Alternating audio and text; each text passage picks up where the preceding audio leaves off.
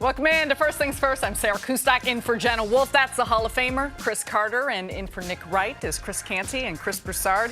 Happy Friday. I'm not happy, though. This has been a tremendous week. No. You got to be happy. I'm very, very fortunate. You guys are part of our regular staff here. This is show 5-4. I'd like to thank you guys for being morning TV. It's difficult. We launched this show, and you guys have been a big help to us. All the people on the staff, from me, from Jenna, from Nick. Chris doing double duty. They on vacation. All right? Thank you guys for having a successful show. We couldn't do it without you, and you guys know what you mean to the show. Well, thanks for having us. It's been a great week. I'm enjoying it. Every day has been a lot of fun. Let's wrap it up strong. But I am happy because it is Friday. All right, all of us. We got a lot to talk about today on the show, considering last night was a rough one for Cam Newton. All eyes were on the Panthers quarterback as he was making his 2019 preseason debut.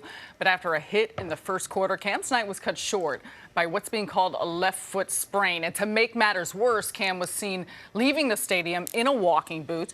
Before the injury, Newton was, though, 4-6 for 30 yards. But see, what was your reaction to Cam's injury last night? Well, this is part of the norm in the National Football League. If you play, it's a collision sport.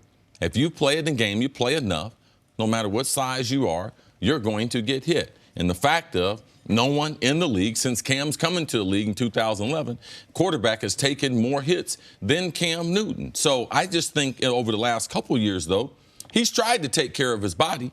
I mean, he's accumulated over 1,200 hits since he's been in the league. But last night, when you're playing against a very disciplined New England, they're not going to let him get outside. You can see every time he tried to get outside, someone would make sure they got on his upfield arm to make sure they kept him in the pocket. Cam, the staff, the ownership, they've tried to do everything they can to be able to protect Cam. And he's played smarter football the last couple years. But this is just part of doing business. I'm not going to overreact. Last season when he got injured, he didn't get injured running the football. So he'd say, I know the question is, what about his style? He's changed his style. Last year, he got hit in the pocket by T.J. Watt. He put a lick on him. And when you play in this league long enough, there are certain guys, when they hit you, they're going to leave a mark on you, and the chance of you being injured are high in doing that. So we can't keep saying, well, Cam's got to change his style. Well, Carolina, their offense, if you can see the way it's designed, a lot of quick passing, get the ball out of his hand, that's to help him. But if that front five, if they don't do their job, Canty, the quarterback will get hurt. And last night, Cam, someone fell on his foot. I think from a precautionary measure, if they were in the regular season, I believe Cam probably would have finished that game. And the boot after the game is always what teams are going to do, preventative measures to immobilize that joint right there until they get an X-ray on it, which they're going to do. No, you're right. They're going to be careful and cautious with Cam Newton. I'm just a little bit surprised that the offensive line wasn't better because that was a point of emphasis going into the offseason for the Carolina Panthers. That's why they went out and signed Matt Paradis in free agency and paid him all of that money. He was going to be the guy up front that was going to direct traffic and continue to be a part of the group that was going to have to keep a clean pocket for Cam Newton to operate. Now, CC, you mentioned another thing. It's important to try to get the ball out on time. I think Cam Newton wants to do that, but the quarterback has got to be able to trust his protection. And you saw that on the first drop back yesterday. He had his eyes downfield, and he's getting contacted when he throws the ball. He hit DJ Moore for a short gain. But, I mean, you saw it in his body language. He was disappointed. He was shaking his head because that was something that he become accustomed to the last several years. That Carolina Panthers offensive line has to be up to the job of being able to protect their quarterback. You knew New England was going to try to come after you and try to hit Cam Newton. They're trying to get better for their pass rush. They were 30th in sacks last year, so you know Bill Belichick was looking at the third preseason game, the dress rehearsal, as an opportunity to see what his pass rush can do. But the offensive line, they've got to be better. Also, the tight ends and running backs, they're part of the protection scheme as well. Ian Thomas, Greg Olsen, those guys have got to be better. You saw Kyle Van Noy be able to get pressure on Cam Newton consistently last night. Chase Winovich was getting in on the action. The guys in the interior, Michael Bennett, Adam Butler. The Carolina Panthers, as an offense, have to have a collective effort in terms of trying to protect their quarterback. They're not doing it right now, and I'm worried about it. Look, Ron Rivera said earlier in the week he'd be holding his breath when Cam's out there in the preseason. I was holding my breath, too, because as you guys know, I picked Carolina to win the division yesterday, and obviously this injury scares you a bit. I hope you're right, CC, that it's nothing more than an ankle sprain is what they're saying. But I was scared even before he got hurt because, as you guys pointed out, the offensive line, Pro Football Focus ranked them 10th in the league going into the season. They were supposed to be very much improved. You know, they drafted Greg Little to be on the line. They got Paradis. And I'm sorry, I just didn't see the protection. He was sacked twice in 3 possessions. And he all of a sudden is running for his life.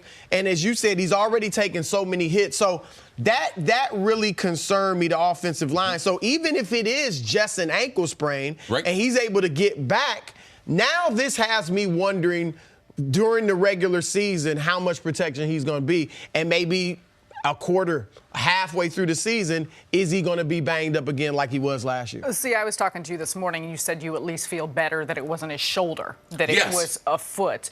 Was there enough that we had talked so much about his new throwing motion and just how he's going to come back and respond in this preseason debut? Was there enough to even gauge where Cam might be at with everything else, with his shoulder, with his throwing? No, there really wasn't.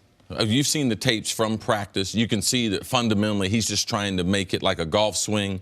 Instead of it being elongated, he's trying to make it tighter. He's trying to have his misses not be high. Typically, if it's high because his elbow drops down. Cam is very, very talented. And sometimes he just uses all of his shoulder to be able to throw. He'll wait for a guy to get open. He won't anticipate like the other great quarterbacks do. So he'll hold it a little bit longer, and then he'll have to try to force it and not be able to step into it. So those types of things, that's why I was glad it wasn't his shoulder. Don't want any type of setback from the surgery, from the procedure he had this offseason to be able to get his shoulder healthy. But Cam Newton, we're not going to be able to tell this until we get long into the season as far as the fundamentals.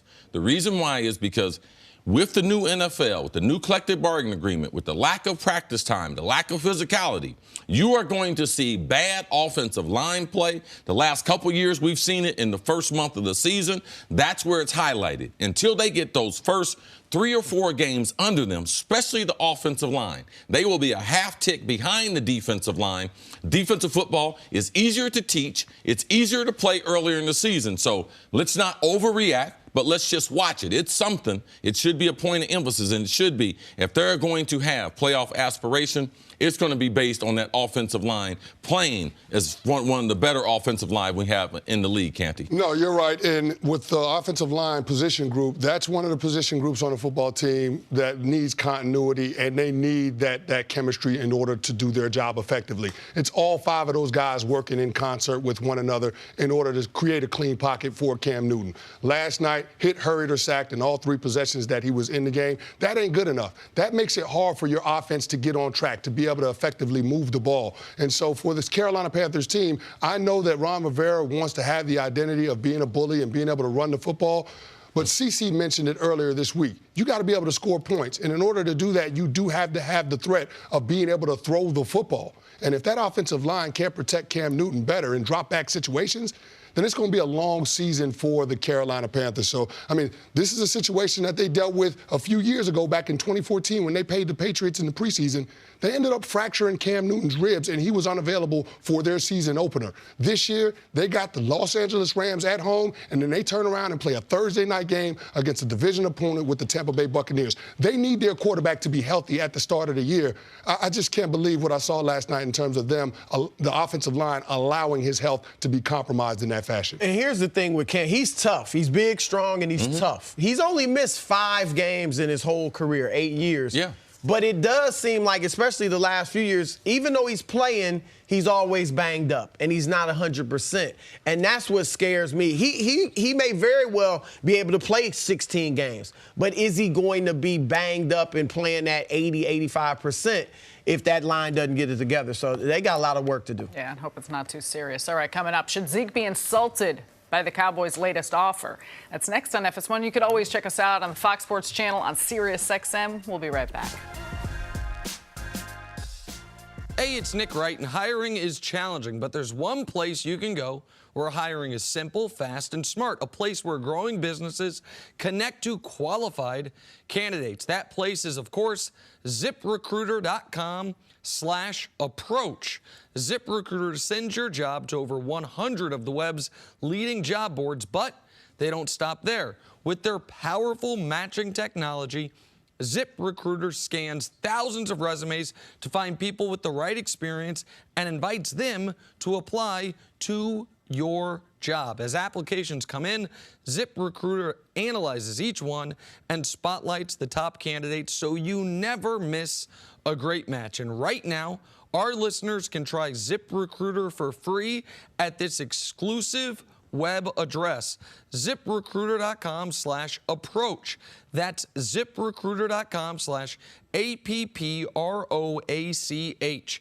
ZipRecruiter.com/approach. ZipRecruiter, the smartest way to hire. We'll get to Zeke and the Cowboys in a second, but first, Raiders, Packers in Winnipeg. Keelan Doss makes the adjustment, and it's a nice toe tap for the reception. Nice back shoulder fade here. Typically, when the DB has the better position, the quarterback, the only way he can throw it the back of his number. Wide receiver makes the nice adjustment up in Canada. They had a problem with this field yesterday. NFL, y'all need to come on. Yeah, Ground School made a nice adjustment right there. Yes. Ravens, Eagles. Fresh out of retirement, Josh McCown shows he can still drop dimes. Nice ball. That's why they gave him that guaranteed money, man. Oh, yeah. Oh, yeah. Josh McCown, with 2.5 guaranteed, could earn up to over $5 million. Been there a week already throwing touchdown passes in the game. I mean, it's impressive. I'm not even looking at him right here, but I can tell you he's got a nice haircut. He keep a fresh haircut. Next, Jags, Dolphins. Terrell Pryor Sr. stretches out. One-handed grab. Yeah, they don't have any big-body receivers down there in Jacksonville. Tom Coughlin, they're looking for a guy that can be that possession receiver, a matchup nightmare outside of the numbers. Maybe Terrell Pryor can hang on to that job. He's had some hamstring injuries, though, so we'll see what happens. I'm glad y'all showed me that highlight. I didn't know where he was. Lastly, Bengals, Giants. You ain't right. Damian Willis with right. a great catch despite the pass interference from Janoris Jenkins. Oh, no. We don't want pass interference because they don't give you credit for the catch on that one. As a wide receiver, you got to get real selfish. Well, you don't have to. You're a wide receiver. You wake up selfish. Wow. Got to have that catch there. At least you'll admit it. The coach always talking about, oh, don't worry, we got pass interference. No, that don't count for my stats. That's on the team stats. All right, on to the Cowboys, who have made the latest move in negotiations with Ezekiel Elliott. Dallas has reportedly made an offer to Zeke that would make him the second highest running back behind Todd Gurley. Broussard, what do you think? Should Zeke take this deal? No, he should not. Because, look, Jerry Jones is willing to play the game of chicken and go into the regular season. I believe he is. The first or second game of the regular season and see how we're looking. I think Zeke should be ready to play that game too.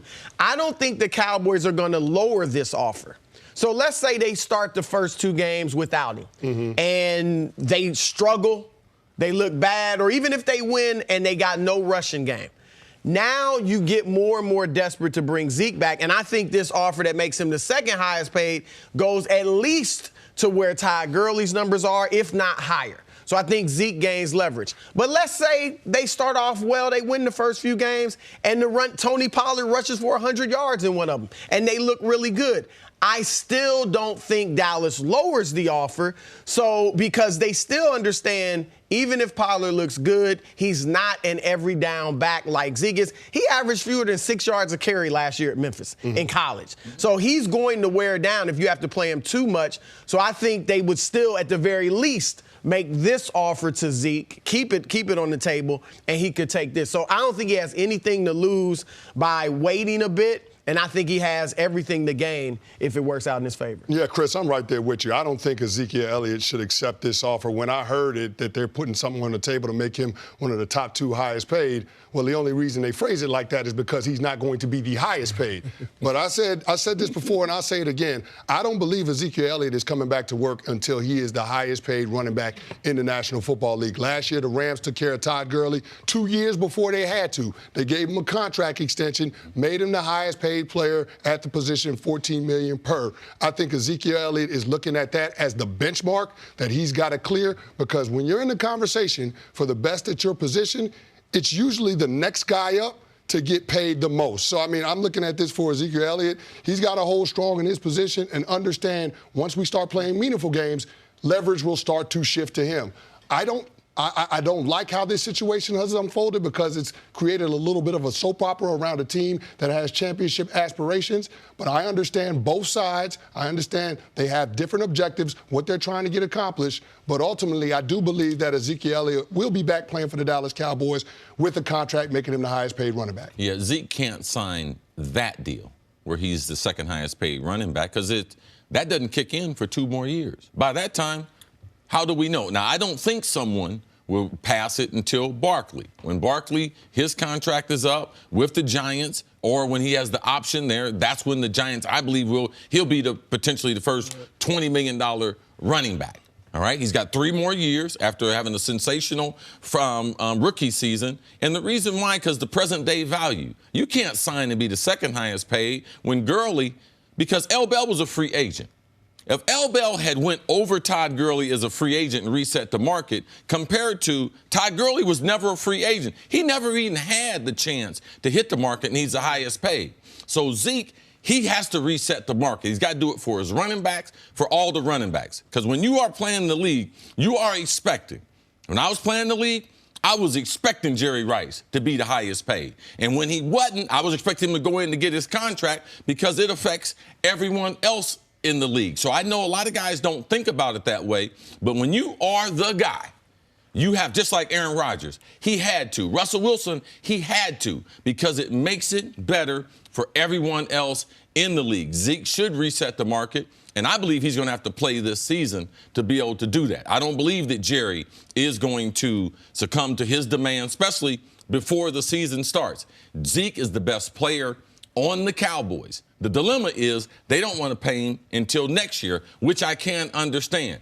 Zeke, every time he goes out there, though, he's at risk of losing it all. So I can understand why he wouldn't want to play until he gets a new deal. So go ahead. I was going to say, if he has to reset the market, what do you think is going to happen then? If they, let's say they win the first 2 games without him, and he's still I got to reset the market, and they're not offering it. Well, how do you think this would play out in that regard? Well, in the worst situation, until week number 10 or 11, until he knows he can't be a free agent. Right. He's not going to lose his year of service. Yep. So then it becomes just an ugly situation. How much does Zeke want to play with this team compared to Jerry with Dak? Because by that time, there's going to be less money available. Mm-hmm. I believe Dak is going to get $34 million. Right. Yes. All right? He had the Carson Wentz 32 number in there and going to put some inflation on that. So it's an ugly situation that's going to get uglier once we start the season. Yeah, if Zeke doesn't hold firm in his stance, then he does have to come back. I think it's before week 10 or the contract will ultimately toll, and the Cowboys will still control his rights for 2 seasons after 2019. So if they don't get something worked out in a contract extension, he's going to have to eventually come back. But my thing is this, when you start talking about the running back position, you realize it's such a short shelf life, and you don't have a long period of time to have maximum leverage. To me, this is the perfect storm for Zeke. He led the league 2 of the first 3 years he's been in rushing. In 2 of the first 3 years he's been in the league. So right now, he's got maximum leverage. He's one of the premier running backs that the league has. So I can understand why he's doing it, because he understands his importance to that team. But I don't know that making it public this way is going to on the Cowboys incentivize Jerry Jones to get this done. That's the problem that we have right now. I think the optics of the situation is making it a little more complicated than it probably had to be. Yeah, with that being said, this is a team that's trying to contend for a Super Bowl title. So at any point, is there concern that there will be ill will between the two sides, that all of a sudden a circumstance of which Jerry Jones has always backed Ezekiel Elliott and seemingly they've had a very tight relationship, that this could affect the team or anything that's happening on the field? It's always a possibility, but I do think once he gets paid, even if it's not, I think the Todd Gurley contract, at least in front offices, is working against Zeke and the other running backs. There's no doubt. Right? Because first of all, they didn't have to give it to him that early. Like you said, he wasn't about to hold out or anything. They just, out of the kindness of their hearts, gave him this great deal. And now for the next 4 years, it's looking like, he looks like damaged goods. David Johnson, same thing. Yes. That contract is working against the other running backs. So I don't know that they're obviously going to keep increasing over time. but I don't think anyone right now is willing to reset the market. Like Le'Veon Bell didn't get as good a contract as he's got. It wasn't what he was expecting and hoping for. And he didn't get as many people to get in the bidding. The Colts didn't get involved like he thought. So the Jets were able to get him at a good price. To me, the leverage with Zeke, it does start once the season. But if there's a compromise, if I'm Zeke and I can't reset the market, I realize that Jerry is maybe not going to go there, I go for the guarantees, man. I go for the Kirk Cousins, man. Give me more in the guarantees. I'm a running back. It's the most fragile position. So if Zeke can go with the guarantees, I'm willing to take less, a yearly average. If I can get my guarantees way up, I think that's the ultimate compromise to be able to get Zeke to come play football, even if he can't reach that Todd Gurley number, because securing that if he goes out there over the next 2 years, that you don't have to worry about injury. I think that's the way you get especially a running back, to be able to sign on a deal that's less than market value. No, that's the only way it would ultimately end up getting done. But here's the thing. At the end of the deal, whenever Zeke signs a contract, it's probably going to be a bad deal. But Jerry Jones is signing it with the hopes of his team being able to compete for a championship the next 2 to 3 seasons. That's why you're doing the deal. I mean, the Rams knew when they gave Todd Gurley that contract last year that at the end of that deal, 6 years down the road, it was probably going to be a bad deal. They understood that, but they also recognized we have a championship window because we have a quarterback that's still on a rookie deal. While we can keep all of these players together, we're going to try to go for it. I believe the Dallas Cowboys are in a similar situation. I just think the two organizations are handling it differently. Yeah, 3 weeks ago, I saw Jerry Jones and Emmitt Smith having cocktails together at the Hall of Fame. So I think that relationship is all right. I think if Zeke, if he does what he's supposed to do, you bring a championship to Big D, he's going to be riding with Jerry, man, the rest of his life. Jerry going to take care of him just the way he does the rest of his the guys there in Dallas. All right, sounds good. Coming up, should the Giants bench Eli for Daniel Jones? That's next on First Things First. A haymaker, Hey, right? Man, is that your question? No, it's not my question. Hey, this is Nick Wright from First Things First, and you have to check out this website, Pristine.com. Pristine Auction has daily auctions with $1 starting bids. Authenticity is important to Pristine Auction. Pristine Auction guarantees authenticity, and it comes with authentication from the most trusted sources. Pristine Auctions are affordable. Most people don't think they can afford this stuff, but it's much more affordable than you think. A Dick Butkus signed Bears jersey sold for just $56, and a Mike Tyson autographed boxing glove sold for under $100. It's quick and free to register. Bidding is free, and you only pay if you win. Use registration code FTF when joining Pristine.com, and new users will receive a $5 auction credit. Again, you'll get a $5 auction credit when using registration code FTF to sign up for Pristine.com. That's Pristine.com.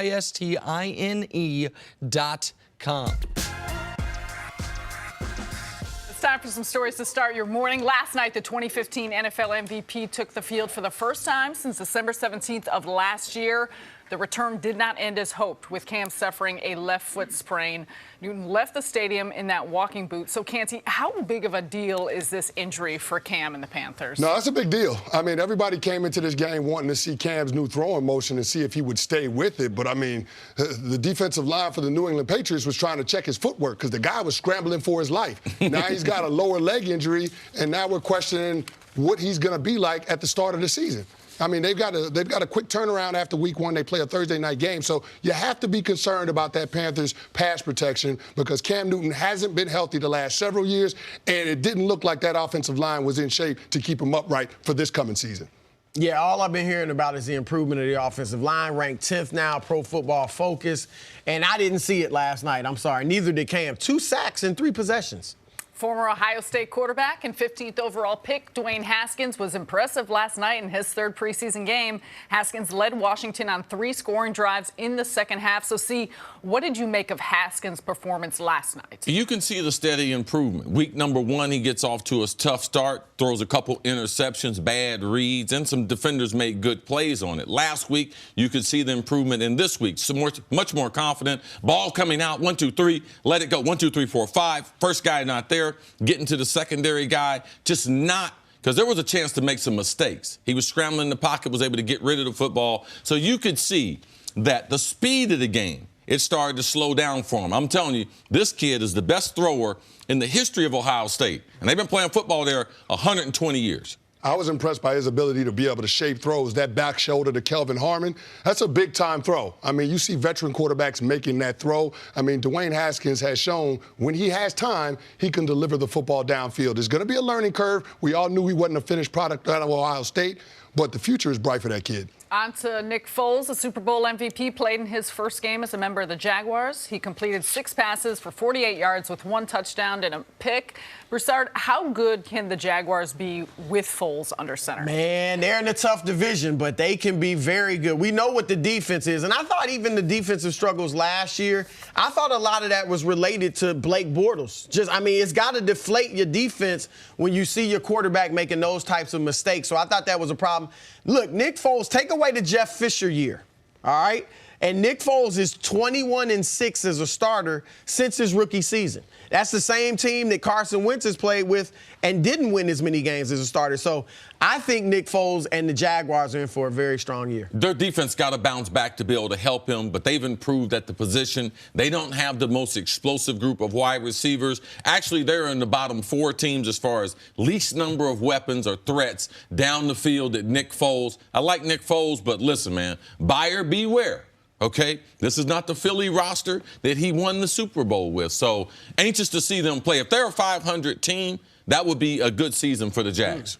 Moving on to the man who lost to Foles in that Super Bowl 2 seasons ago. Tom Brady saw his first live game action last night against the Panthers. He looked sharp on the field and off, completing 8 of 12 passes for 75 yards on 3 drives. He also showed off his running ability with a nice 3-yard run. Here's Brady on that scramble. To get a first down conversion on me scrambling, I'm sure the defense coordinator is like, what the heck? This is not, we got to stop Edelman. We got to stop White. We got to stop the run game. We got to stop, these great players. And all of a sudden, Brady for a scramble, that's got to piss him off pretty good. So I revel in that. And hopefully I can do that, once a game. I think I'd be good with that. And if they give me the opportunity, I'll take it. It's just, I don't think it'd be much more than 4 or 5 yards.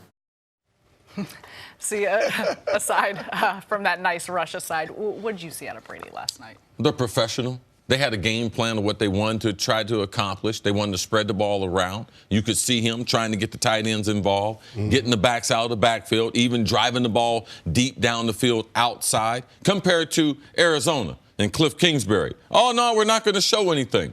There's a reason why. They've been to 9 Super Bowls. This is the dress rehearsal. Not only do we have a defensive game plan where we're going to get after Cam Newton, we're going to blitz him some, we're going to give him some different looks, but as far as how we're going to develop as an offense, this will be a top 5 scoring offense, even though they don't have Josh Gordon right now, even though they don't have Demaryius Thomas. So they're going, if he makes the team, because it's still up in the air if he's going to make the team there. So for me, I got such great respect because they respect the game.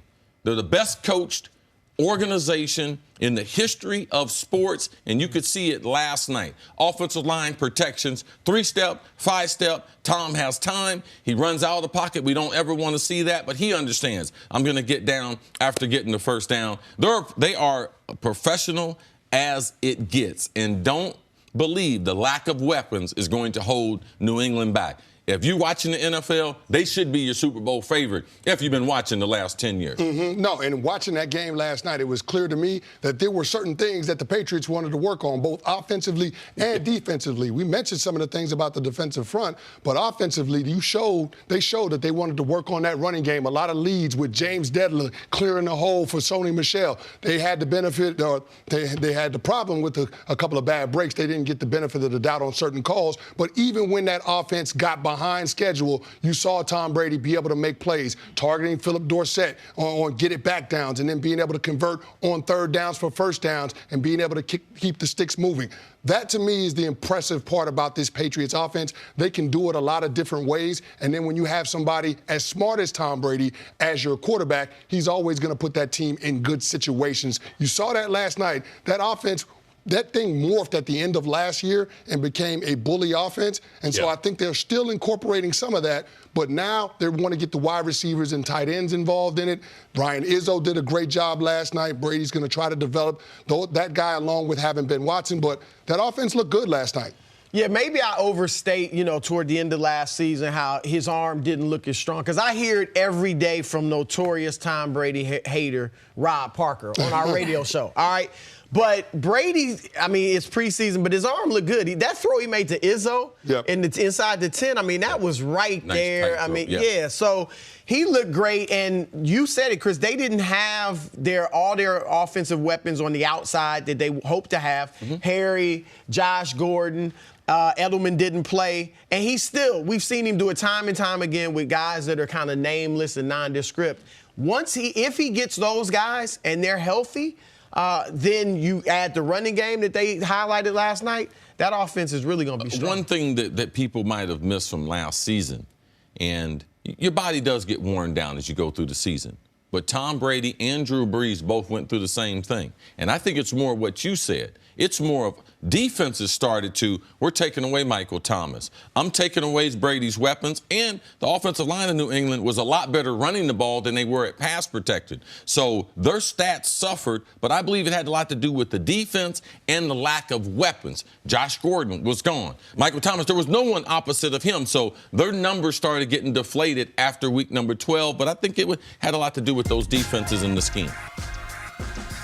I'm Sarah Kustak, and before the show moves along, here's a quick word from our friends over at the Fantasy Footballers Podcast. The NFL season is back, and that means one thing. It's fantasy football time. Dominate your league by subscribing to the #1 fantasy football podcast on the planet, the Fantasy Footballers. Fantasy Footballers Podcast is the most downloaded fantasy football podcast for a reason. It has the most accurate rankings as measured by fantasy pros, so you have a leg up on your competition. The Fantasy Footballers was the winner of iHeartRadio's Best Sports Podcast and have over 20 industry awards since 2015. Simply put, these guys can help you win your league, and you'll be entertained in the process. Subscribe right now to the Fantasy Footballers Podcast on Apple Podcasts, Spotify, or whatever you listen to podcasts. You can also visit them on the web at thefantasyfootballers.com. Subscribe now and dominate your fantasy football league. All right, let's move on to the Giants, who have said multiple times that they plan to bring along Duke rookie quarterback Daniel Jones slowly. However, his play in the preseason may cause them to think differently. Last night, he was an efficient 9 of 11 for 141 yards and led a touchdown drive against the Bengals. He's now completed over 83% of his passes this preseason, and head coach Pat Shurmur isn't surprised. That's what we saw when we drafted him. So I think he just has a feel for playing the position, and he's getting, he's steadily getting better every time he takes the field, whether it's practice or games. And so that's what you're looking for from a young player, and certainly a guy as talented as Daniel is. It may be hot take time. Canty, let's weigh in on your former team. Should Daniel Jones start week 1 over Eli Manning? No. Daniel Jones shouldn't start week 1. I'm not going to put that hot take out there. They've got Eli Manning as the starting quarterback for a reason. And plus, they decided to carry that $23 million cap charge that he had throughout the entire offseason. So from a business standpoint, the move doesn't make a lot of sense. But in terms of the handoff from the veteran quarterback to the rookie, it's hard to start a rookie quarterback, and then if he goes out there and struggle, justify coming back in with Eli Manning. Now, if the team gets off to a rough start with Eli Manning, the 16-year vet, fans would be excited when you turn it over to Daniel Jones because now you're building toward the future. And I'll say it before, I'll say it again. Daniel Jones is the future of the New York Giants, and that's what the 2019 season is all about, putting that kid in the best situations so he can develop and realize his full potential. I do believe there's a benefit for Daniel Jones to start the season on the bench and actually learn from Eli Manning, seeing what it takes as a starting quarterback to be able to go through your preparation week in, week out, seeing him make adjustments on the sideline without having the pressure of having to go out there in the game and execute. So I like what I've seen from Daniel Jones. CC, I told you I'm rooting for him. You know he went to my high school. Yes. I want nothing but good things for him. But I think, in part, trying to create the best situation for him, he needs to start the regular season on the bench.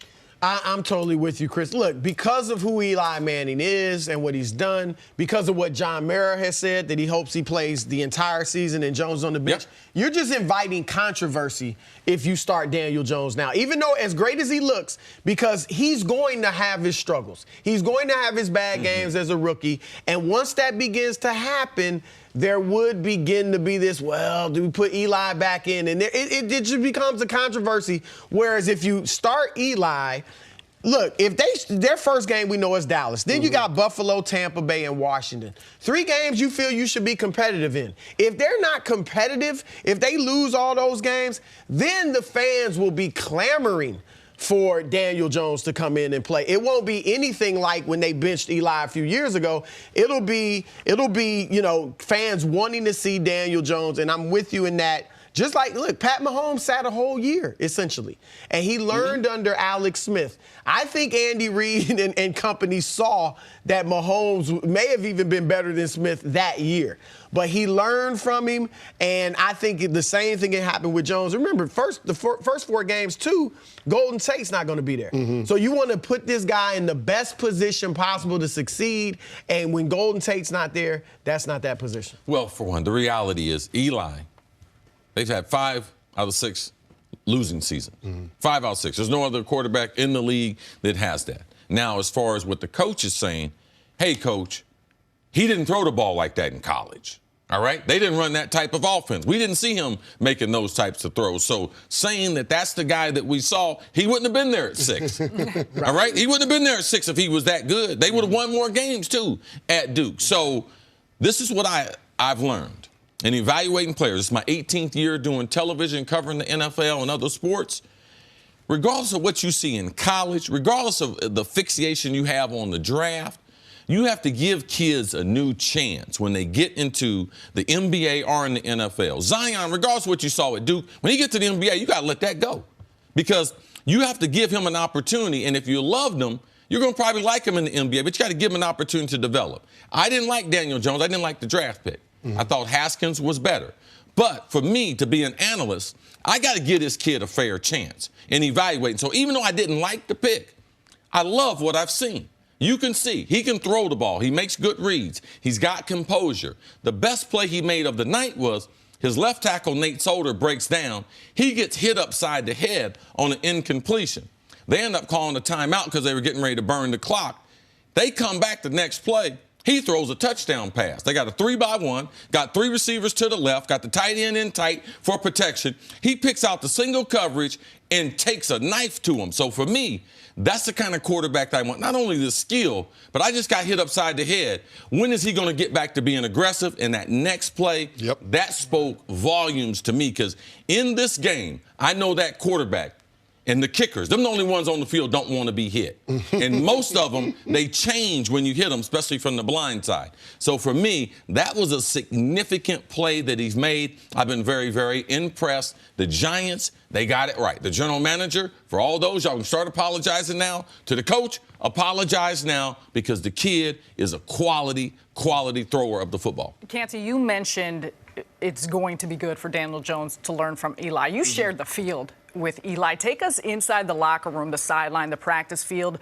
How do you feel like Eli will be approaching this as the season continues, heading into week 1 this preseason, but as the season continues? Well, Eli is a consummate professional, right? And so you know that he's always going to do his due diligence in terms of his preparation. I have no doubt that Eli Manning put a lot into this offseason. You've heard reports about how he's in the best shape of his career, how he's working with a new trainer and working with some different things with his diet to try to put himself in the best position to be competitive and play really good football this season. You saw it last night in the preseason game. They executed a zone read play, and then Eli Manning is out in front blocking for the running back. I mean, how often do you see Eli Manning as the lead blocker for somebody running the football? You never see it, but I think that's because you got a little bit of competition behind you right now, and you know that Daniel Jones at some point is going to be the future for the Giants at the quarterback position.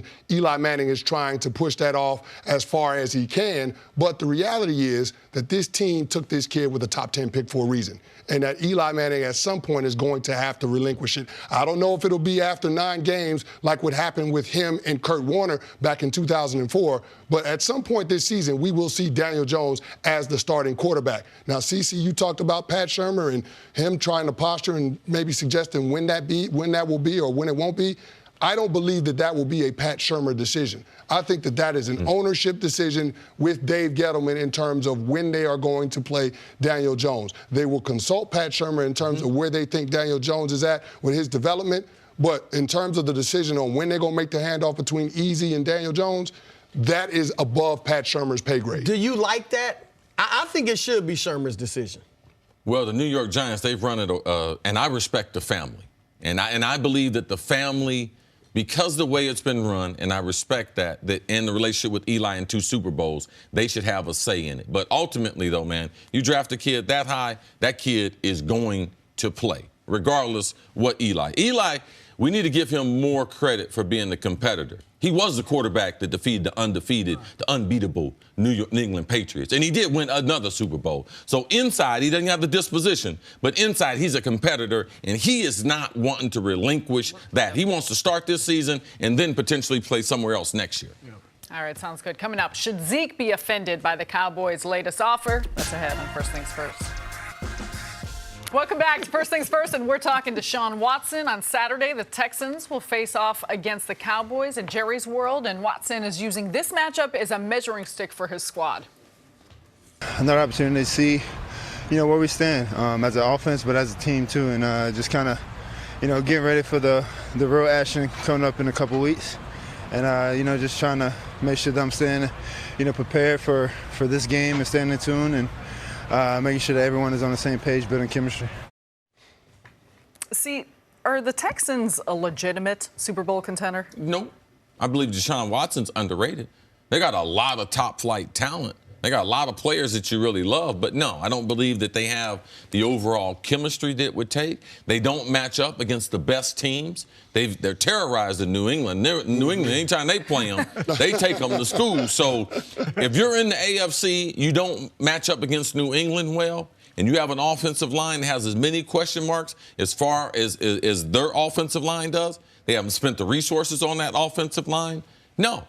Last year, with him being sacked 62 times, you got to go back to 2006, John Kitna, the 3-13 Lions, where someone was sacked more than one of the most athletic quarterbacks we have. Man, you would forget that, like how athletic Deshaun Watson is, and he got sacked 62 times. So, no, offensive line is not good enough.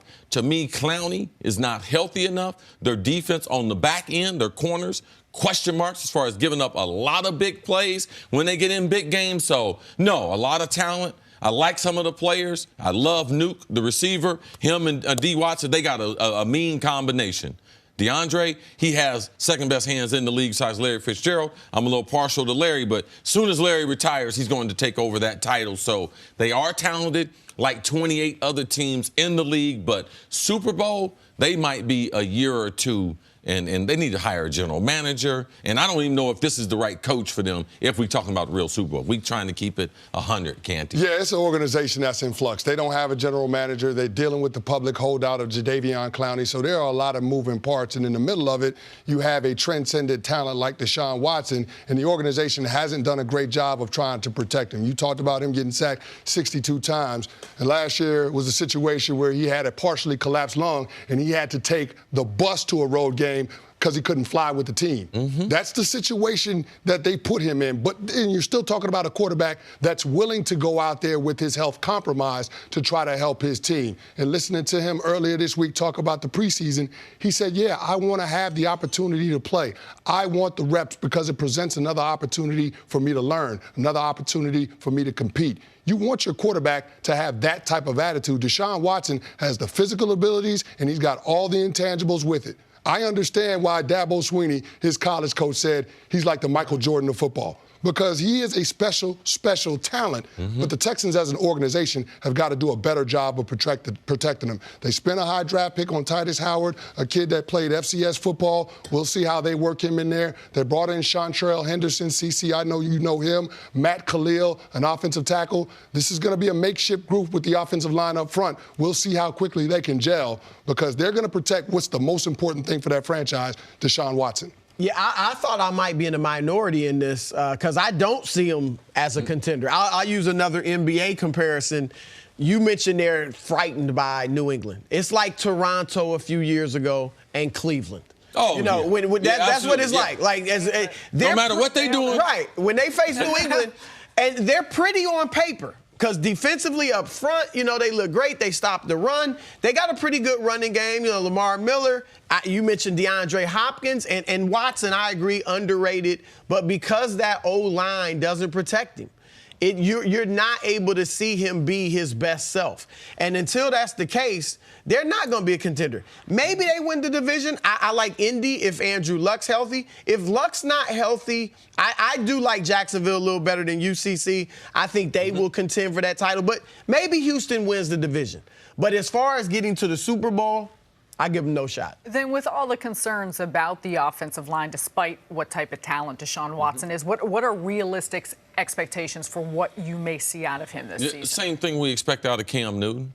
When Cam Newton was MVP of the league, he didn't have a great offensive line. They played well that season. They did a lot of other good things around him, but he has that type of talent. He's an unusual leader.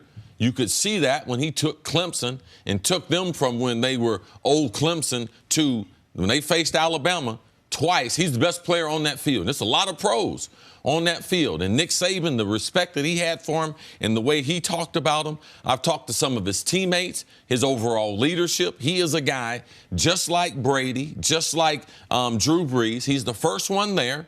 His teammates respect him more than anyone in the building. So I expect him to be in the conversations for the MVP because he's a force multiplier. When Mangini's here and sitting in these seats, he talks about a guy who doesn't necessarily need all the talent around him. And that's what Deshaun has been able to do since he's been in the league as a starter. Phenomenal decision maker, can throw the ball deep, has great touch, great leadership understands situational football. So the sky is actually the limit. People use that often. But for him, he is that type of talent. Him, Baker Mayfield, Luck, they're special quarterbacks. The only reason why he's not in the top 15 is because we have that many good quarterbacks playing in the league, and I believe that rating that he has at Pro Football Focus, I think was 16, has him underrated. All right, well, it's getting hot in Houston, even hotter in Dallas. Coming up, wait until you hear the shot that Stephen Jones sent at Zeke. That's next on First Things First. Cowboys opened training camp up almost a month ago on July 27th, and the team is still without Zeke, who is in Cabo training. Now, negotiations with the two sides have been contentious recently. Stephen Jones had some strong statements about dealing with agents to The Athletic, saying, quote, I have a lot of respect for most agents. I really do. I think they're trying to do their job for these players, but I do think sometimes they don't have the same end game that maybe the players should and we do. I think sometimes our players have to realize that their representatives don't always have what's in their best interest. Getting the very most they can for the players may not be in the interest of their long-term future if they want to. And I'm totally convicted, all of our players do want to win championships and keep these young players right now. I don't think the representatives, and they're all good ones, feel like that's their problem. So, Broussard, what do you make of those comments? A lot to unpack there. Yeah, well, I think he's trying to send a message to Zeke, you know, and to any player out there that they may negotiate with. But it's insulting to Zeke because the implication is that your agent is directing you and telling you exactly what to do. Whereas the truth is that your agent works for you. And I compare the NBA. Anthony Davis, everybody talks about, Rich Paul's leading him around like a puppet and sending him to the Lakers. Mm-hmm. No, Rich Paul works for Anthony Davis. If Rich Paul is trying to get him to the Lakers, it's at least in part because Anthony Davis has said, I want to go to the Lakers. Mm-hmm. All right, if he didn't want to go there, he's not trying to direct him there. So this the same thing here. Ezekiel Elliott is telling his agent what he wants to do. Now, I do agree with Stephen Jones in that the agent's job is to get you as much money as you can. And the agent is not thinking, well, can they keep Dak? Can they keep Byron Jones? Can they keep these other guys? He's thinking, let me get Ezekiel Elliott as much money as possible. And it's really big in this situation because he's a running back. With Dak Prescott, he's going to get, what, $140 million or whatever it is. Ezekiel Elliott's going to get about $40 million, guaranteed. Like 50, it's not the same. So I do think Stephen's right in that. The agent's job is not to think about, well, can they keep all these other guys? His job is to get my guy the most money, but don't insult the player and act like they're being led around by a string. Well, here's the thing. I don't necessarily think that Stephen Jones is trying to insult Zeke and Rocky Arsenault, his agent. I think where that is coming from is Stephen Jones knowing how the Dallas Cowboys treat their players even after they're done. So when you start talking about long-term future, it's not just the entirety of Zeke's playing career. It's about what Zeke is going to do after football. And that's what Stephen is saying. If you're able to take a little bit less money and we're able to keep more of our talented players together, then you're going to have multiple opportunities to compete for a championship. And when you win a title in Dallas, that's legendary status. CC, you talked about all your friends that used to play for those 90s Dallas Cowboys teams and how well they're doing now with their own businesses in the Dallas-Fort Worth area. So I think that's what Stephen Jones is referring to in this situation. That's why he's making that statement. But I understand where Zeke and his camp is coming from, too.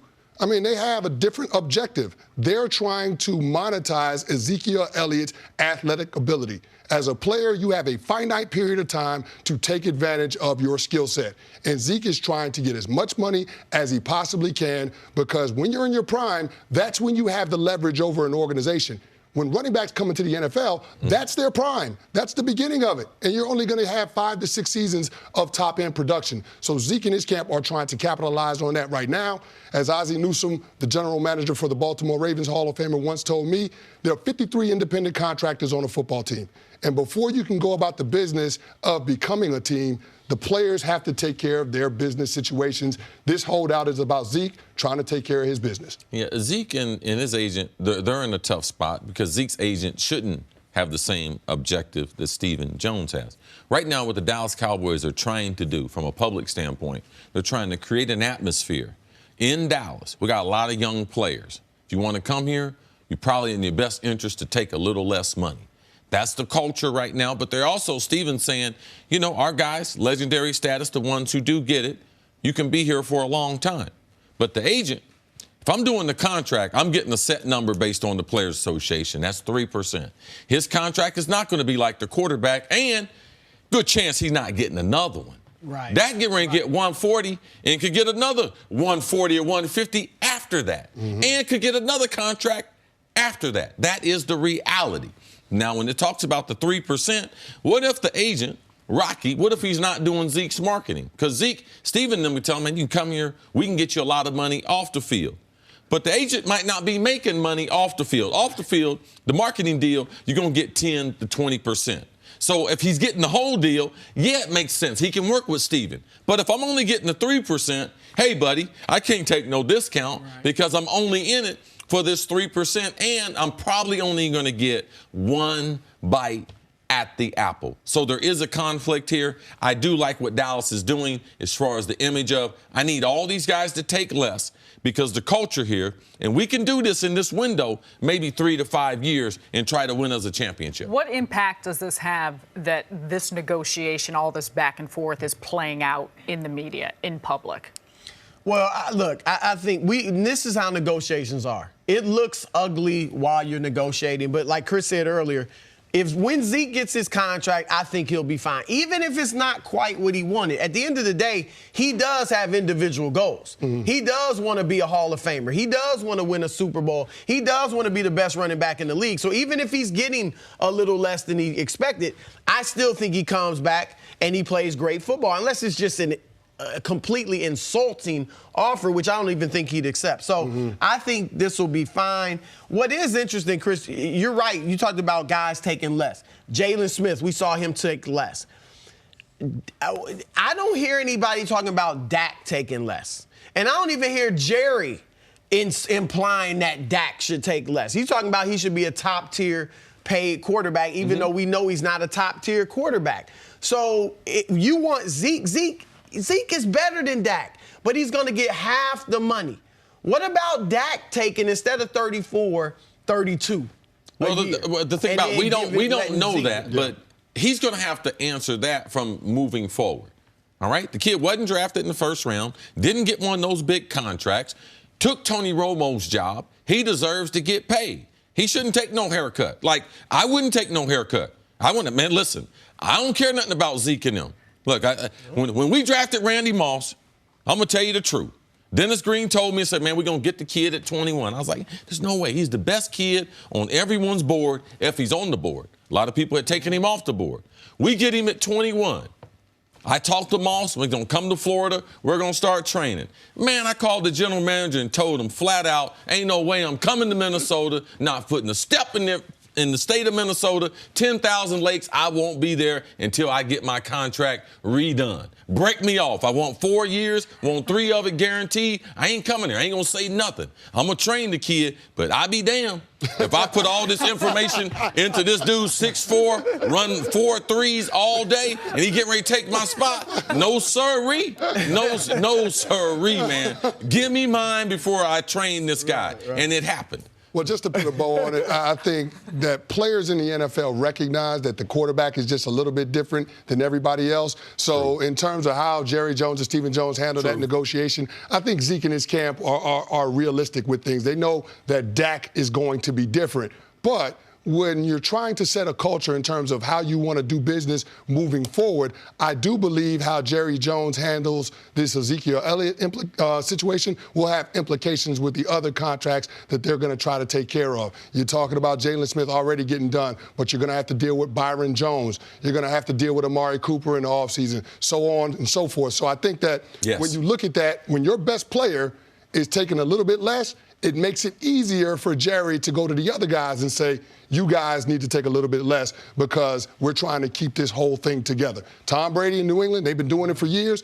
It's hard to go into Bill Belichick's office if you're a position player and say, you know what, I want top of the market money when TB12 ain't getting top of the market money. So there are going to be more implications that are affected by how Jerry and Zeke take care of this business. That's an excellent point. All right, coming up, let's stay in the NFC East. Should rookie Dwayne Haskins start week 1 for Washington? We'll discuss that next on First Things First. We'll get to Dwayne Haskins in a second, but first, Raiders, Packers in Winnipeg. Keelan Doss makes the adjustment. Nice toe tap for the catch. Great back shoulder throw here by the quarterback. Defensive back, when he gets ahead of the DB on press outside, quarterback sees his numbers, throws it at the back of his numbers. Wide receiver makes a great adjustment there. Ravens, Eagles, fresh out of retirement. Josh McCown shows he can still drop dimes. He wasn't the only one last night, though. Trace McSorley for the Baltimore Ravens was lighting it up. He was. Really impressed to see him throwing the football and having that much success. I hope we don't have to see Josh this year, because that means my man Wentz is hurt. All right, lastly, Bengals, Giants, Damian Willis. Great catch, despite the pass interference from Janoris Jenkins. No, we don't want pass interference. Quarterback underthrew him a little bit. He was running a route against cover 2 up the sideline. Janoris Jenkins couldn't get his head back. PI.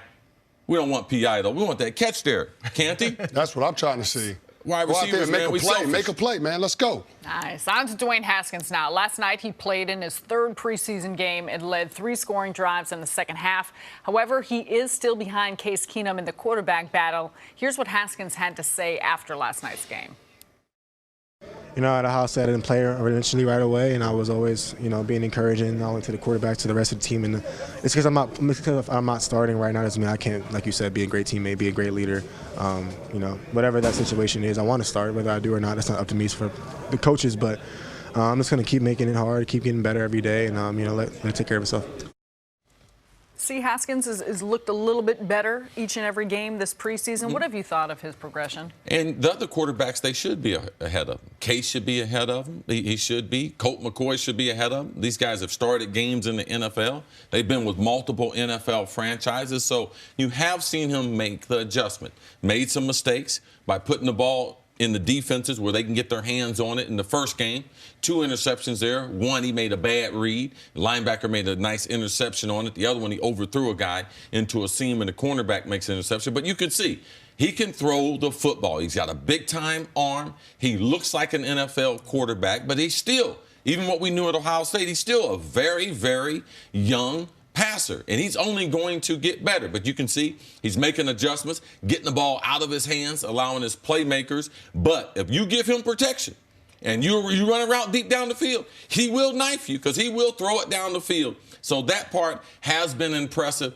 I think that Jay Gruden is underrated, especially as a quarterback developer. We always talk about John Gruden as a quarterback developer. He hasn't developed any quarterbacks. Jay has. And look at his quarterback stats year in and year out. If their wide receivers can make enough plays, watch, they got an injury last night. Their number 1 receiver in tight end, Jordan Reed, he was hurt in last night's game. But if they're outside, they can get some productivity. I think Haskins, once he is the starter, because he might not start the season, but I believe he starts 10, 12 games for the Redskins this year. Excited to see his overall development camp. Yeah, I think he ends up starting a good number of games in his rookie year. And with young quarterbacks, you know that they're going to struggle. There's a huge learning curve when going from college to pro, especially at that position, because there's just so much more information that they're being asked to process in real time. I mean, the quarterback, he's got to understand everything that his guys are doing, but he's also got to understand what the defense is doing and make sure that everybody is on the same page. That takes some time. But as an organization, it's your responsibility while that young quarterback is learning to try to have as much stability around him as possible. And with the Washington Redskins, that organization has been a troubled franchise in terms of all the dysfunction with the coaching staffs and the front office. Coming into this year, Jay Gruden is on the hot seat. Las Vegas released their odds for the coaches that are most likely to be fired, and Jay Gruden was at the top of that list. So right now, when you look at the situations the Redskins are in, they're trying to balance developing a young quarterback with a head coach that's trying to win to save his job. There's a conflict of interest within that, so you question whether or not Dwayne Haskins is in the best position to have success as a rookie. But overall, you saw the talent. The fact that the reports out of Washington are saying that the kid doesn't make the same mistake twice, that bodes well for him in terms of eventually becoming a guy that's not just a passenger, but somebody that can elevate the play of everybody around him. I think what Jay's going to have to try to sell his ownership on is the development of Haskins. They're not going to win. They're not going to win enough for Jay to have some great record, right? Whether, it's Case Keenum starting or Haskins starting, they're not going to win this year. So he's going to have to sell them on, look at how I helped develop Dwayne Haskins. You said he doesn't make the same mistake twice. We saw a couple weeks ago, a week ago, when he threw the 55-yard touchdown pass against Cincinnati.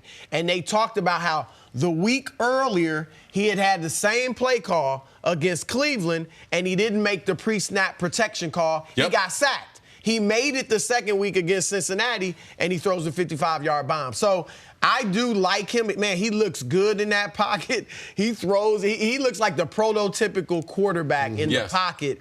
But you don't want to throw him in there too early because then you can hurt his confidence. And then you can take away even the excitement of the fans. If you throw him in there too early, it will dampen their excitement. So I think they just play it smart, let him continue to grow and develop. It's not like he's lit the world on fire in the preseason, but you like the fact that he's improving every week. Yeah, and you mentioned, C, that Gruden is an underrated quarterback developer. So for Haskins, for his skill set, what are some of the specific things that you would look for in his growth when he does finally get on the field? Well, this is what I'm concerned about. I'm concerned about his overall growth because their left tackle, Trent Williams, he's out. Trent Williams said he's not going to play football for Washington. So I'm concerned with rushing him in there because the left guard happens to be Eric Flowers. Oh, my God. And I don't know if you guys know anything about covering football and everything, but Eric Flowers, no matter where he goes, sack tend to follow. So for me, the left tackle's out. Eric Flowers is the left guard. How am I going to be able to evaluate the quarterback when he's not getting hit? So do I adjust to that. Let's run the ball. We got Darius Geis. We got Adrian Peterson. Let's run the ball. Let's try to be physical because this quarterback has a future in the league. We don't want it to be knocked out of him by that very, very, very suspect left side of the offensive line. Yeah, you saw that last night with Case Keenum. He got sacked, and then he was running for his life and threw a ball up. Tack McKinley picked it off. I mean, it didn't look good for him. So, yeah, that offensive line is a group that we have to be worried about. You see with the New York Giants how they're developing Daniel Jones behind their first-string offensive line. But when you look at the first-string offensive line for the Redskins, there's a lot to be desired. So I worry about them being able to protect him so that he can learn on the job when he eventually takes over as the starting quarterback. I want to ask you guys this, because personally, I wouldn't mind seeing Haskins sit most of the year, if not all of the year. If early on, if that line is as bad as we think, and Case Keenum, if he starts and he's running for his life and he's getting sacked a ton of times, would you throw Haskins in there? Nope. Okay, I throw Colt McCoy and have him run for his life. Nope. I rotate them back and forth. When they done running for their life, last 4 games of the season, last 3 games of the season, December, I put Haskins in there, get him some reps, get him ready for 2020. Yeah, what you don't want is a situation like you had with David Carr down with the Texans where he got sacked 76 times, and they did knock the career out of him. Right. Yeah. He was my former teammate with the New York Giants, and he told me about that. It's not a good situation for a young quarterback when he's not getting the protection that he needs to be able to do his job. So they've got to sit pat with Dwayne Haskins until they put an offensive line in front of him that they feel confident that can protect him. It was nice to see Darius Geis, though, out there last night. Oh, absolutely. Yeah. Nice little run. He's got some burst. All right, coming up, are the Panthers' Super Bowl hopes in jeopardy with Cam's injury? We discuss next on First Things First. That's a good question, man. Back here on First Things First, and we're going viral. Ezekiel Elliott's agency put out this video of what looks like Zeke training in the rain in Cabo. Guys, is Zeke going to come back from Mexico in the best shape of his career? Oh, he's going to be in good shape. Zeke also is a track runner. Set a lot of Illinois records when he was in high school, so he's got that track in his background. Also, when he got suspended, he came back from Cabo in great shape. Expect great things. Yeah, the reports that he's at his lowest weight since his rookie year, I think that's a good sign that he's taking care of business in terms of getting himself ready to play football once the regular season gets here. And reports are that Marshall Faulk is headed to Cabo to work out with Zeke. Get All him right. ready. All right, Marshall, go down there with the Buckeyes. Don't keep him focused now, Marcus. Yeah. Marshall said he was going to get him to throw up. Is that a good thing or a bad thing? Just stay focused, guys. That's what he said. Marshall Faulk, Marcus Allen, Zeke, be careful, homie. Them dudes are dangerous. They dangerous. Time to move on. And some stories to start It your is Cabo. morning. Last night, the 2015 NFL MVP Cam Newton took the field for the first time since December 17th of last year, though the return did not end his hope. After he suffered a left foot sprain, Newton left the stadium in a walking boot. So, Canty, how big of a deal is this injury for Cam and the Panthers? Well, it's a big deal because we're questioning how healthy is he going to be at the regular season opener. Now, we thought the offensive line would be improved. Matt Paradis signed in free agency. Darrell Williams was coming back off an injury. He only played 1 game last year, their left tackle. They drafted Greg Little out of Ole Miss. I'm hoping that the offensive line would be better, but they didn't look better last night. So they got some things to fix, and they ain't got a whole lot of time to fix it. Yeah, my concern, look, they're saying this is just a sprained ankle. Hopefully it's nothing too serious. But I would like to see Cam be not only play the games, because he plays. He's only missed 5 games in his 8 years in the league. But I want him to play healthy. I don't want him to be 80% banged up on a gimpy ankle or if he takes some other hit. So they do have to protect him. And for their chance, I picked him to win the division. He's got to be 100%. Carolina could be a sleeper this year. All right. On the other side of that same game, Tom Brady saw his first live game action of the preseason last night against the Panthers. He looked sharp, completing 8 of 12 passes for 75 yards on 3 drives. He also showed off his running ability with a nice 3-yard run. So, Broussard, what did you think of Brady's performance last night? I thought he looked strong. I thought he made some really nice throws. Of course, he didn't have his weapons there. You know, Josh Gordon, N'Keal Harry, Julian Edelman didn't play. Their running game was strong, too. You see they're going to have a lot of rush game this year. And then if Brady's throwing it like that, another big year for the Patriots. Yeah, even if that offense got behind schedule last night, Tom Brady would always come back and make a couple of plays to keep the sticks moving. That's probably the most impressive part to me. Also, targeting the tight ends 4 or 5 times last night. Ryan Izzo along with Ben Watson. We'll see how that group continues to develop as the regular season gets closer. On to the last quarterback who defeated Brady in a Super Bowl, Nick Foles. The Super Bowl MVP played in his first game as a member of the Jaguars. He completed 6 passes for 48 yards with 1 touchdown and a pick. So see, how good can the Jaguars be with Foles under center? I think the Jags will be improved. Their quarterback is better. I'm not excited and haven't been excited about their skilled guys. I'm not in love with Fournette. He's too much of a banger. He's not able to break enough tackles in the NFL. His best football was at LSU. Let's see if he has a breakout season. And their wideouts. If you want to talk about one of the worst group of wideouts, go to Jacksonville. So Nick Foles, what he's used to, what he's seen in Philadelphia, he will not have the type of weaponry that he has seen there with the Eagles. Yeah, I'm not excited about the weapons that he's got to work with. What I am excited about, though, is that Jacksonville Jaguars defense, because they're going to support him. They only made their strength that much stronger this offseason. They drafted Josh Allen, the defensive lineman out of Kentucky. He was getting after it last night with that Miami Dolphins offense. So I'm excited about what that defense can do this year. Moving on to the Giants, who have said multiple times that they plan to bring along Duke rookie quarterback Daniel Jones slowly. However, his play in the preseason may cause them to think differently. Last night, he was an efficient 9 of 11 for 141 yards and led a touchdown drive against the Bengals. So, Broussard, what did you think of Jones last night? He's been fantastic. Every time I've seen him in this preseason, he's been great. Last night, he took a big hit and came back on the next play, had a great pass.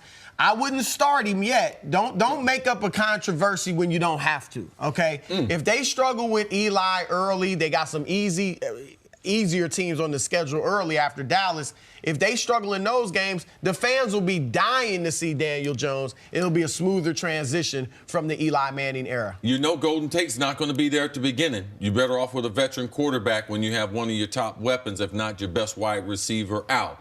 Daniel Jones has been the best player in pro football through the first 3 weeks of the preseason. And regardless of what you had him evaluated at, you have to believe that Gettleman and Pat Shurmur are very, very happy with that first-round pick. Yeah, I don't know about giving nobody nicknames like Danny Dimes in the preseason, though. You got to do something in the regular season before we start giving you nicknames. I heard you call him that, though. I'm just about to say. Great. We're dropping Danny Dimes. Moving on to the Steelers, where there have been a lot of good vibes this offseason, which is a nice change of events from the drama that surrounded the team in 2018. Ben Roethlisberger is entering his 16th season in the NFL. The quarterback spoke about getting his first preseason action this Sunday against the Titans underway. I think in all the other major sports, you can get away with losing some games, and you can kind of warm up to it, if you will, because they're so long.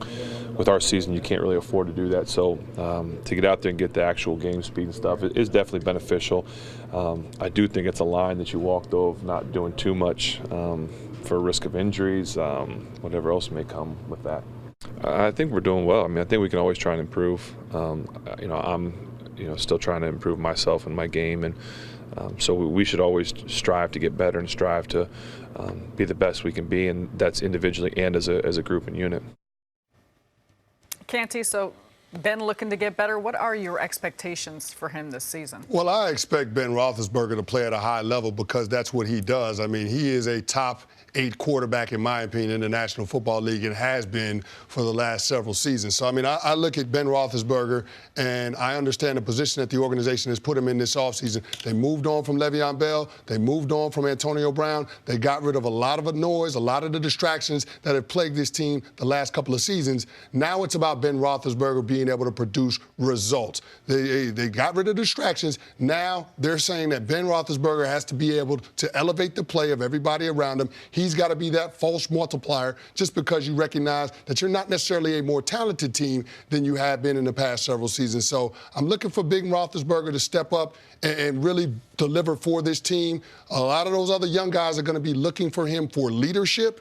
I think that he has to be able to provide that. And so far this offseason, based on everything that we've heard, he's done that. Hopefully when we get to the regular season, he's not putting things out there in the media that are inflammatory. He's the guy that's responsible for setting the agenda for these young players.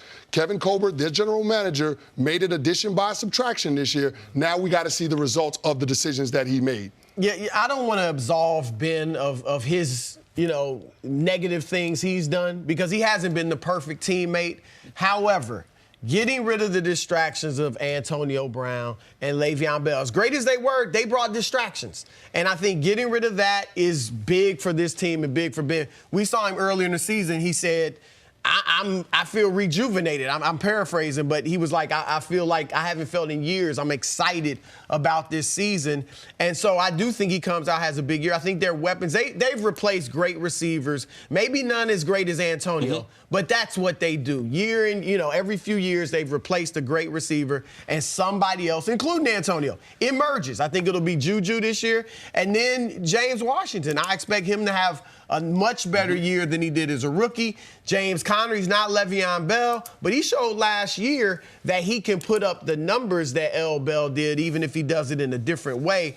But they do have to get, with Conner and some others, their rushing game has to improve. Ben doesn't necessarily need to lead the league in yardage and attempts like he did last year. So if they can get a little bit more balance, still rely on Ben, I think it'll be a good year for the Steelers. Well, last year, Pittsburgh decided L. Bell's a special player. We're not going to be able to replace his productivity with one player. So, no, they didn't only James Conner, which I do believe he can be a steady Pro Bowl player for you, but also Jalen Samuels. Their overall productivity, it matched what L. Bell did in 2017. So they did that. Now look from a wide receiver standpoint. How do you replace some of that productivity? I don't believe it's replaceable. So I believe that the Pittsburgh Steelers have to go back to being a more rugged, a more physical team. The last time the Pittsburgh Steelers were top 10 in rush attempts in the NFL was 2010. That was the last time that they went to the Super Bowl. So the Pittsburgh Steelers get back to running the football. You don't have to worry about Ben throwing for 5,000 yards. And fortunate for the Steelers, unfortunate occasion, the wide receiver coach suddenly died, Coach Drake. And he is a great wide receiver coach. A wide receiver coach, you guys know that the wide receivers are different. That coach has to be different. And they were able to go out and get one of my good friends and bring him out of retirement in Ray Sherman. Ray Sherman coach was there with me in Minnesota as a quarterback coach, as a wide receiver coach, and as an offensive coordinator. He has coached some of the greatest wide receivers that have ever played the game. Coach Jerry Rice, Coach T.O., Coach Randy Moss, Coach myself, and a bunch of others. So for them, last year we saw Coach Tony Sperano suddenly die for the Minnesota Vikings, their offensive line coach. Their season and that group never recovered. Them getting someone like Ray Sherman this late in training camp to be able to add his expertise to a unit with a bunch of young guys, because I know Juju and them, when they see him and talk to him, they're going to have instant respect, instant credibility. So great job by Mike Tomlin, giving this young wide receiving core a chance to be special this season. So they replaced the productivity just a little bit different. Yeah, that's a great point you brought up about Ray Sherman, because I was down in Dallas when he did have T.O., and they did develop Miles Austin as a Pro Bowl player. So that's a good person to have step in the sudden loss of your wide receivers coach. But with that Pittsburgh Steelers offense, it always starts with that offensive line. And so they lost Marcus Gilbert this offseason, but the other four guys on that unit have been together for a while now. So that's a group that's also going to have to step up with the recent talent drain at the skill position. So I like what they've done in terms of empowering Ben Roethlisberger. You now know that he is the clear leader in the face of the organization. But I think that there's pressure on Ben to deliver, especially the fact that they've already addressed the contract situation. So now there are no excuses for Ben Roethlisberger as to why he can't get it done. Now, he's got to get off to a great start. We recognize that that's probably going to be one of the most competitive divisions in the National Football League with the emergence of the Cleveland Browns, the Baltimore Ravens, who actually won the division a year ago. To me, it's that division in the NFC South as the best divisions in pro football in 2019. So I do understand that they're going to have some urgency about how they go about their business, but it all starts with Ben Roethlisberger setting the agenda for that team. All right, coming up, who has more leverage right now, Zeke or the Cowboys? That's next on First Things First. Welcome back to First Things First, and we are talking Cowboys, who have made the latest move in negotiations with Ezekiel Elliott. Dallas has reportedly made an offer to Zeke that would make him the second highest paid running back behind Todd Gurley. So, Broussard, who has more leverage right now, Zeke or the Cowboys? Well, the Cowboys have the leverage because this is not a Le'Veon Bell situation where Zeke can become a free agent next summer. You know, they have control of him. He's 2 years left on his contract. Then they could franchise him for a third year. So he really can't go anywhere. Zeke could get leverage in the regular season. If Jerry's willing to go into the regular season without him, he likes Tony Pollard and all that, and say they lose the first game, or they lose one of the first two, or win them but don't look good running the ball, that's when Zeke's leverage will kick in. Jerry understands that too. Now, it could go the other way too. If they look great, Tony Pollard's running well, Alfred Morris, other guys are helping out, then that could hurt Zeke's leverage. But that's when it's going to swing one way or the other in a huge way, is after those first few games. Yeah, I agree with you. I think the Dallas Cowboys have all the leverage in this situation, and it's because they cut the checks. They're the ones that determine who gets paid and when they get paid. Now, from Zeke's standpoint, the thing that he has going for him is he is the best player on that team, and you do have an owner that's in the fourth quarter, and he wants to have a championship before he rides off into the sunset. So I think with that situation, Zeke recognizing how desperate Jerry is to win, that is the one thing that he can potentially use. But that doesn't kick in until, like Broussard said, they start the regular season and you actually start playing games. I don't believe the Dallas Cowboys are a championship contending team without Ezekiel Elliott. I think it would be hard for this team to make the playoffs if they didn't have Zeke. We saw in 2017 when Zeke was suspended for those 6 games, you didn't have the same team and you didn't have the same quarterback. Dak Prescott struggled. He had more interceptions than touchdowns, more turnovers than touchdowns. So I just look at this and say, in order to have the best version of your quarterback and the best version of your football team, you need to have Ezekiel Elliott. Well, your closing statement there, even though you started with saying Dallas has the leverage and the ownership because they do cut the checks. Yeah, in theory. But if you own a football team, it's just like prize show ponies, all right? They ain't never gave a Kentucky Derby to a donkey. If you're in that type of business, you want a thoroughbred. You drafted Ezekiel out of Ohio State. He's done almost everything that you would ask him to do. So for me, it's the leverage is in Zeke's favor because the Super Bowl aspirations that the Cowboys have, they're not going anywhere. Regardless of what the pay is with Dak, they know they got to sign Dak. Regardless of what they say about their offensive line, regardless of what they say about their defense. There's one truth here. Ezekiel Elliott's the best player. And that defense is not the defense. Jalen Smith is not the same player unless Ezekiel Elliott is on that field. Last year, dominate time possession in 8 games. When that defense plays less than 30 minutes, not 7-1, not 6, they were undefeated. Ezekiel Elliott makes the money you're spending on your offensive line makes it worth it. The quarterback that you're worried about, the reason why you're not worried is because of me. And you know you can hand it to me 25 times. So, yes, in theory, as far as business, Jerry does cut the checks. But when you tell one of your kids, hey, man, I love you, regardless, that's what this is about. All along, Emmitt Smith knew. And I talked to Emmitt. We were at the Hall of Fame. I talked to him about this. He said, man, I always knew, regardless of win or losing, I knew I had the leverage because I know I'm a special player. I know I make that thing go. I know I make the offensive line better. I know I make the defense better. So it's Zeke's job just to be patient. He's a special, special player. And the way the team is built, this is not New England, where if Zeke was holding out New England, you know what they'll do next game? Throw the ball 50 times for 500 yards. This is not. The only way that the contract that they signed Dak to is worth it if 2-1, he can hand it to him 20, 25 times. That offensive line, because they're going to start to make them guys take pay cuts. The reason why they're worth it now is because 21, I can hand him the ball. So, Jerry, I understand this. Jerry has said, I want to win a Super Bowl before I pass away. He's in the Hall of Fame, and he didn't get in the Hall of Fame for making dumb decisions. So, for me, Zeke still has the leverage in this relationship. And you talk about Zeke being patient, but how far into the season do you think both sides would be willing to go before figuring this out? Well, like Cris said, Jerry Jones is thinking Super Bowl. Okay, so you can't let it go too far. You know, yes. If you lose that first game, I think you have to end it right there. It's a division game. You know, you need to win the division. It's not a good team, the Giants. And so I would end it right there if I'm Jerry Jones and I lose that first game. But even if they win the first few games, unless Kellen Moore has just turns this offense out, yes, and Tony Pollard is something beyond our wildest dreams, then you still, at some point, early in that season, need to go get Zeke.